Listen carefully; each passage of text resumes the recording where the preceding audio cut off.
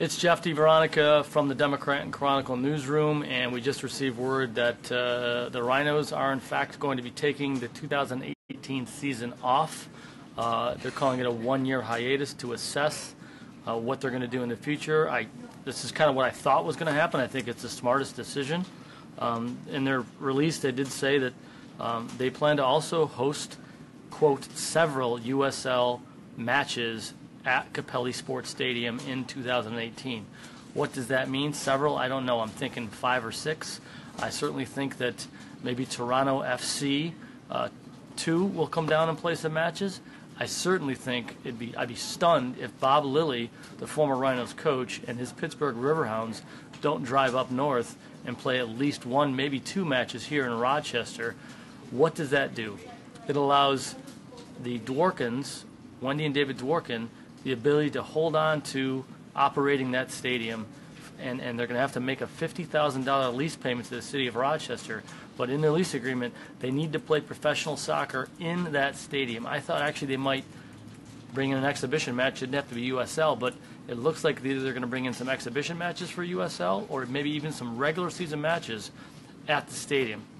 What does this year allow them to do? It allows them to go try to find more investment for this team and for this, so they can try to turn a profit or break even at the stadium. Say what you want about Wendy and David Dworkin. They had a 3-year plan. It went away here in 2. They had to readjust, call an audible, but they weren't dumb about this. They needed to change their course of action.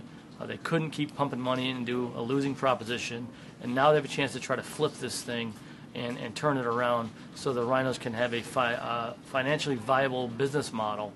What's that going to take?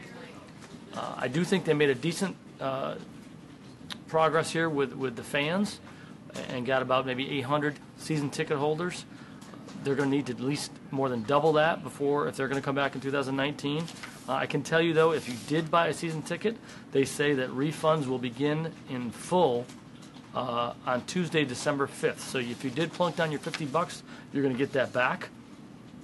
They did say that there was some progress made, but not enough, obviously. The Rhinos said they wanted to thank their fans, but there was, quote, still a significant gap between corporate support, season ticket sales, and the goals they stated back on November 15th, which is that $1.3 million new revenue goal they wanted. They didn't get there. I didn't think they would. No one really thought they would. But I do know that there was some progress even in the last 48 hours. Finally, I want to let you know that it says the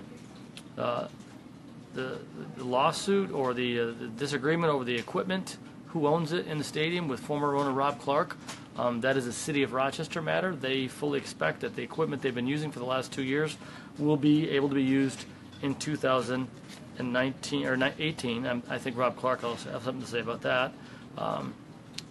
Finally, I want to mention that they did say that officials from Monroe County and the City of Rochester have made some initial remarks regarding allocations of the hotel motel tax should be reviewed.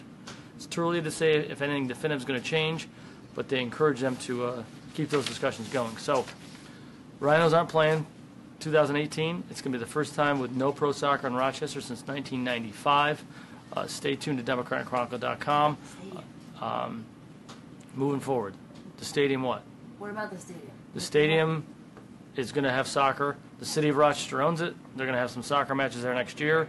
And we expect to hear actually from the City of Rochester in a news release very soon, too. So stay tuned, like I said, to DemocratChronicle.com for that. So for Virginia Butler, I'm Jeff DiVeronica. Thanks for watching me right here at Democrat Chronicle on our Facebook Live broadcast.